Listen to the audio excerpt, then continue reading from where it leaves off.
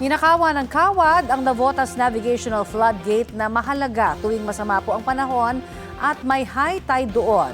Ang nahulikam na pagnanakaw sa balitang hatid ni Darlene Kai. Nakita sa CCTV ang pag-aligid ng lalaking ito sa Navotas Navigational Floodgate sa Barangay Tangos North. Matapos maglakad-lakad, bigla siyang yumuko at may binitbit. Ninanakaw niya na pala ang mga kawad ng floodgate. Wala noon ang gwardyang si Dominic Pagaduan dahil bumili ng tanghalian. Maya-maya, biglang nagsumbong sa kanya ang mga bata sa lugar. Yung area namin, medyo medyo risky. Pag abot ko doon sa area namin, ma'am, sinabi nila sa akin na nagnanakaw si pumunta ako agad, ma'am, sa building na yon. Lumapit ako agad sa building na yon. Nakita ko na may nakita ko doon na naragarin na. Bumalik pa niya ang kasamahan umano ng suspect na nakunan niya pa ng video. Sorry. Hindi, ikaw yung inutusan niya eh. Ikaw yata inutusan niya eh. Kinukuha mo na eh. Yun pala, balak pa raw kunin ang natirang wire. Naman kaagad na nakuha agad lahat. So yun ang binalik-balikan siyempre andun na ako. 10 metro ng kawad ang ninakaw.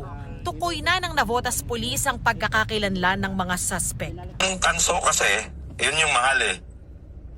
Sinusunog nila itong yung mga balat na ito. So yung copper wire doon, yun yung binibenta nila na mahal.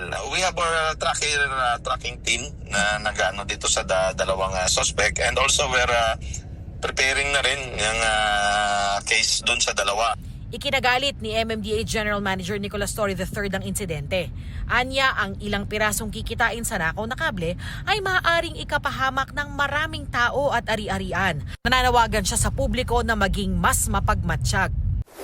Hinigpitan na ang seguridad sa lugar dahil sa ninakaw ng mga kawad. Ayon sa LGU, naapektuhan ng flushing at stoplight ng Navgate pero hindi naapektuhan ang kakayahan nitong pigilan ng tubig mula sa Navotas River. Mahalaga pa naman ang Navotas Navigational Gate lalo na tuwing high tide o masamang panahon. Yung nakakabit dun sa flushing, yun yung ginagamit para linisin yung tubig, para linisin yung dumi dun sa floodgate. Working po yung gate. In fact, baba naman po natin yun, kaya hindi rin pumasok yung high tide. Darlene Kai, nagbabalita para sa GMA News.